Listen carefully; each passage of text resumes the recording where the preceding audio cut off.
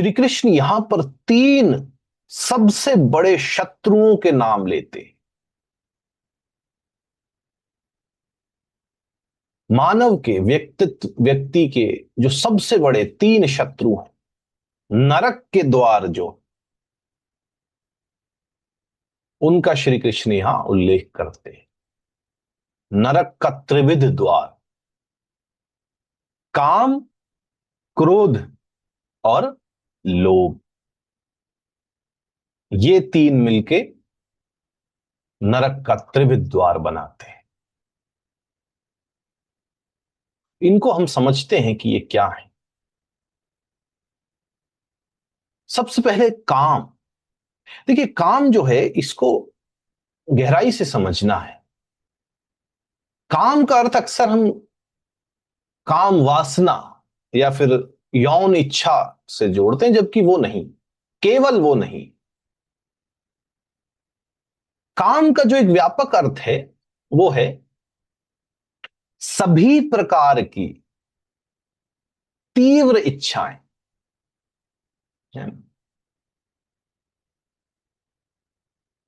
जब हम राग द्वेष की बात करते हैं ना, तो जो राग हम कहते हैं, राग द्वेष क्या है? राग है एक्सट्रीम लाइकनेस, किसी चीज को बहुत तीव्रता से पाने की इच्छा करना, उसको पसंद करना। और द्वेष है बिल्कुल उसका अपोजिट, कि उससे बिल्कुल नफरत करना। तो काम जो है वो राग का ही रूप है। काम जब व्यक्ति पर हावी होता है, या यूं कहें कि काम के आगे जब व्यक्ति स्वयं को न्यौछावर कर देता है, तो व्यक्ति अपनी इच्छाओं का दास बन जाता है। यानी कि ये कैसे काम करता है?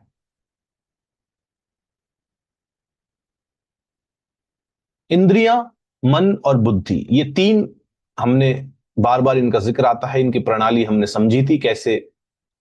एक दफ्तर के रूप में हमने समझा था कि जो इंद्रियां हैं वो बिल्कुल जूनियर एम्प्लॉय है, और फिर मन आता है और फिर बुद्धि।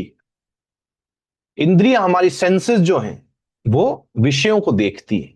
संसार के जितने भी विषय हैं उनको आंखें देखती हैं, कान सुनते हैं, हाथ स्पर्श करते हैं, नाक सूंघती है। तो ये इंफॉर्मेशन मन के पास आती है। बार बार इन विषयों के अनुभव से, विषयों के जो इतनी इंफॉर्मेशन मन के पास आ रही है, उससे मन के अंदर भोग की इच्छा उत्पन्न होती है। और ये भोग की इच्छा की जो एक तरह से अर्जी है, वो मन बुद्धि के पास पहुंच जाता है। और बुद्धि उस इच्छा को पूर्ण करने के लिए नए नए तर्क बनाती है ना। और ये एक समझ लीजिए कि 24 घंटे सातों दिन, जब तक मनुष्य के अंदर प्राण है, ये प्रक्रिया चलती रहती, कभी समाप्त नहीं। तो ये जो अंतहीन चक्र है मन, इंद्रियों और बुद्धि का, ये काम को जन्म देता है। और इनके आगे विवश होकर के व्यक्ति जो है अपनी स्वतंत्रता को खो देता है, क्योंकि इच्छाएं कभी समाप्त नहीं होती, एक के बाद एक आती ही रहती। एक इच्छा खत्म हुई नहीं कि दूसरी ने जन्म ले लिया। और इच्छा पूरी हुई या ना हुई, इससे कोई फर्क नहीं पड़ता, ये रेलिवेंट है। इच्छाएं तो आती ही रही, जन्म लेती ही रही, क्योंकि ये स्वभाव है, प्रकृति है। तो इसका दास जब व्यक्ति बन जाता है, तो पूर्णतः वो स्वयं को ही खो देता है।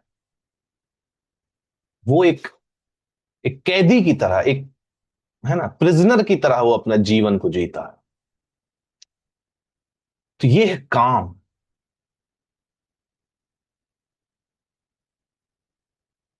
इसके बाद देखिए, हमने इच्छाओं का चक्र समझा कि अंतहीन चक्र है, इच्छाएं उत्पन्न होती। अब इच्छाएं इतनी उत्पन्न हो रही हैं तो स्वाभाविक बात है कि पूरी तो नहीं होंगी, इच्छाएं तो नहीं पूरी होंगी। कैसे हो सकती है? भाई इतनी इच्छाएं हैं, सारी तो कैसे पूरी होंगी? कुछ हो भी जाए तो जो इच्छाएं पूरी हो रही हैं उनसे जो भी थोड़ी बहुत खुशी जनरेट हो रही है वो इतनी नहीं है कि इच्छाएं पूरी ना होने का जो दुख है उसे कम कर सके। तो जब इच्छाएं पूरी नहीं होती तब उत्पन्न होता है क्रोध। ये दूसरा द्वार है नरक का।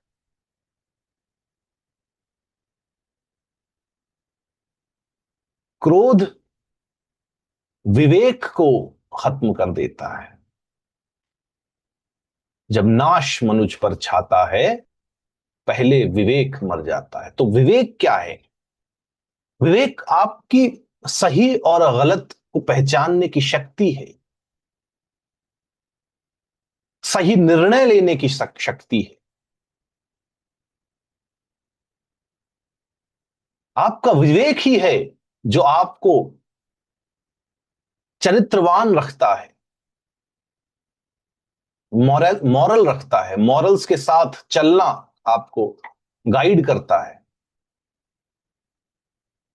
मॉरलिटी का आपको सीख देता है।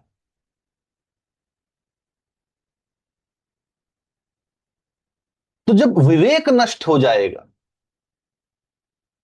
तो व्यक्ति विनाशकारी कार्य करने पर मजबूर हो जाता है, और क्रोध में किए गए कार्य ये जीवन भर आपको पछतावे में रखते।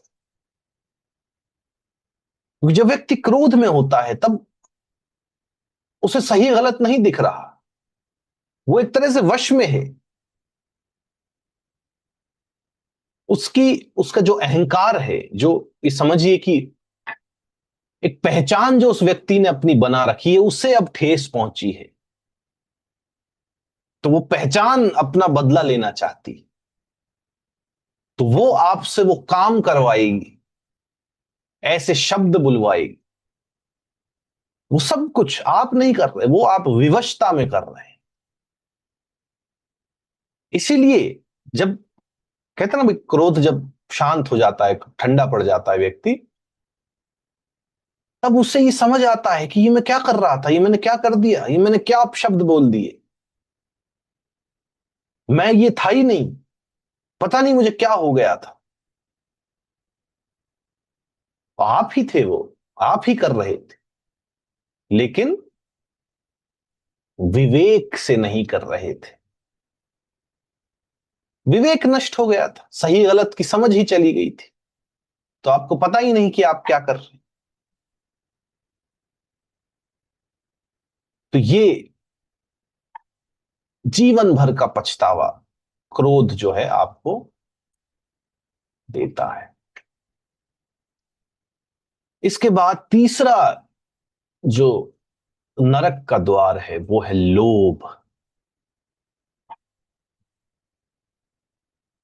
लोभ या फिर लालच।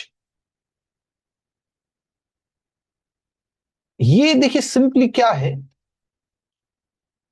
अधिक को पाने की अतृप्त इच्छा। जितना मिला है उससे संतुष्टि नहीं होती, हमेशा और अधिक चाहिए।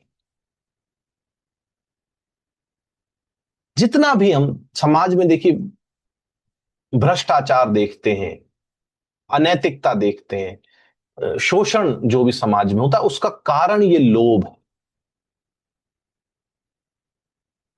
जितना भी हम देखिए, आए दिन हम इतने स्कैम्स देखते हैं, इतनी खबरें आती हैं कि ये कोई अफसर है वो रिश्वत लेते पकड़ा गया, कोई नेता है, कोई जज है, ये कितना हम देखते हैं खबरों में।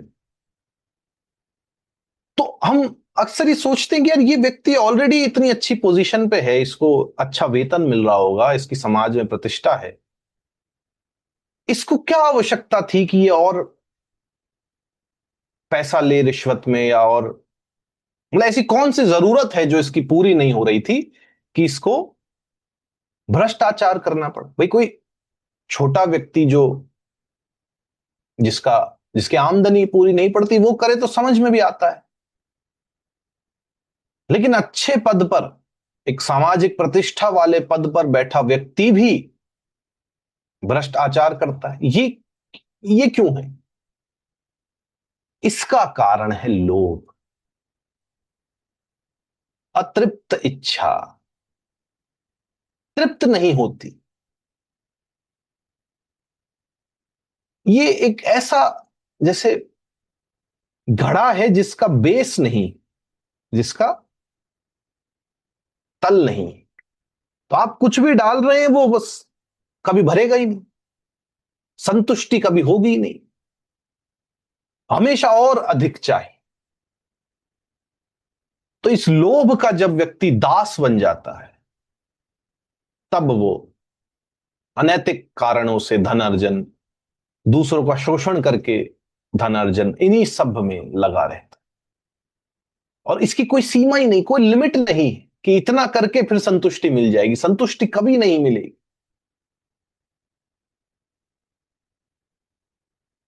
व्यक्ति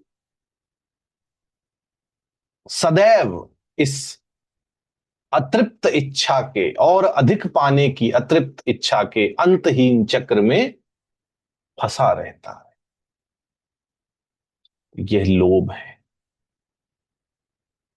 तो ये तीन त्रिविध नरक के द्वार, काम क्रोध लोभ, ये तीनों आत्मनाशक हैं, आत्मा का नाश करते हैं। नाश यानी कि देखिए, आत्मा की जो दिव्य प्रकृति है उसको दबा देते हैं।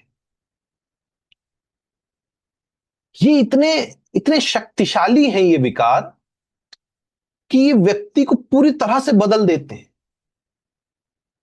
काम क्रोध और लोभ, इनके वश में व्यक्ति वैसे वैसे काम करता है, वैसे कर्म करता है जो वो जो उसके व्यक्तित्व के अपोजिट है, वैसा वो नहीं है, लेकिन काम क्रोध लोभ उससे वैसे वैसे कर्म करवाते हैं। तो यहां देखिए स्पष्ट एक तरह से निर्देश है परमात्मा का, भगवत गीता का, श्री कृष्ण का, कि इन तीनों का त्याग करो। आसान नहीं, लेकिन आवश्यक है, अत्यंत आवश्यक है। और इन्हें दबाना नहीं, इन्हें दबा नहीं पाएंगे। ये जैसे स्प्रिंग होती है ना, स्प्रिंग की तरह ही, जितना आप दबाएंगे, जितना इनको कंप्रेस करेंगे, ये और तीव्रता से जो है बढ़ेंगे। तो इन्हें दमन नहीं करना, दबाना नहीं है, रूपांतरित करना है।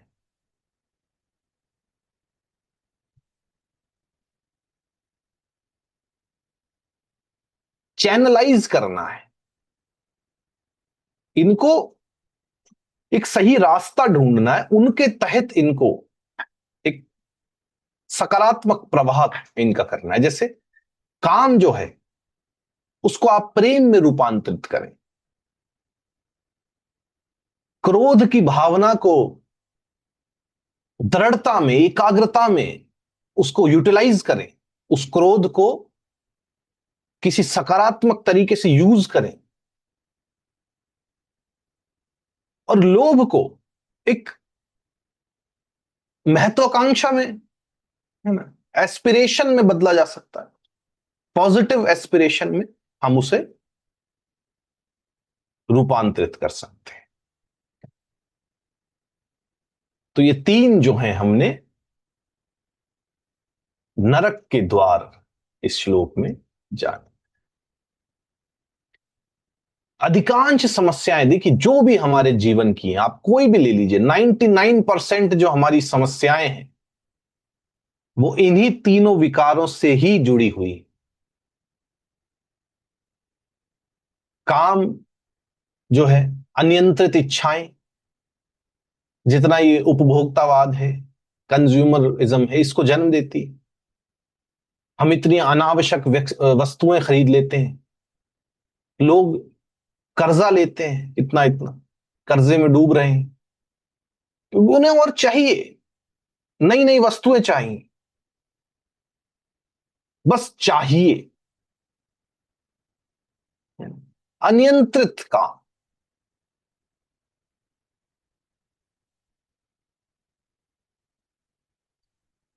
क्रोध देखिए तो सबसे बड़ी समस्याओं में से है।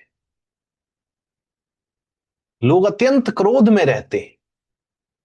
सड़क पर हम देखते हैं रोड रेज की घटनाएं घटनाएं इतनी आती हैं। घरेलू हिंसा, वर्क प्लेस पर इतना स्ट्रेस है। यहां तक कि जो विश्व में भी जो युद्ध की स्थिति जो बनी रहती है, वो क्रोध से उत्पन्न है। मेंटल हेल्थ पर क्रोध का बहुत नेगेटिव असर होता है। हाई बीपी, हार्ट प्रॉब्लम, ये सब क्रोध से जुड़ी हुई। और लोभ, लालच, ये जितने भी आर्थिक संकट है, भ्रष्टाचार, है ना, इन सब का मूल कारण।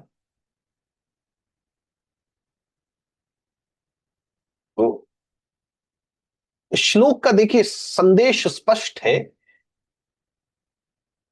कि हम व्यक्तिगत और सामूहिक रूप से यदि इन तीनों विकारों पर काबू पा ले तो हमारी जीवन की अधिकांशतर समस्याएं जो हैं वो समाप्त हो जाएंगी। और ये देखिए कोई धार्मिक उपदेश की बात ही नहीं है, ये तो बिल्कुल प्रैक्टिकल व्यवहारिक जीवन की बात है। ये तो आवश्यक है।